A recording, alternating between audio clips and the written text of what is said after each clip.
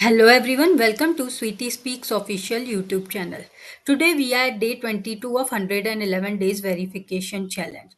The skill set which we are focusing on right now is cache memories. The topic for today is cache coherence.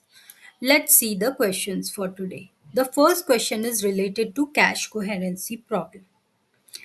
In real life system, you are going to use multiple core processor. Multiple core means there are going to be multiple CPUs.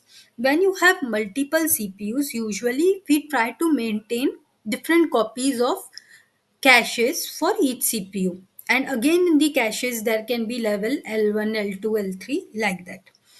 So say all these multi-core processor, for each core you have a different L1 cache. Each of these cores which you have will have separate L1 cache. Now say two of your processors are maintaining the same copy of the same frame of the RAM. Same frame. So if that frame has changed in one of the cache, it should reflect in the other also. Why? Because both of them were holding the same frame from the RAM. Though the L1 caches are separate, the data should remain coherent. This is what we call coherent. It should remain the updated everywhere. So if you don't update the data in one processor and you in one processor's L1 cache and you update it in another processor's L1 cache, it will result in cache coherence problem. This is one example.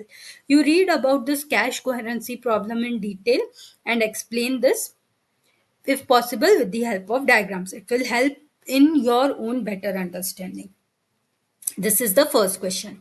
The second question is related to snooping mechanism. Explain the snooping mechanism with an example, and it will be good if you can have some diagrams.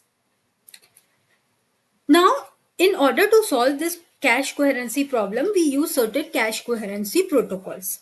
Two protocols I have listed here. It's called as write invalidate and write update. Explain these two cache coherency protocols, how they work. You need to explain.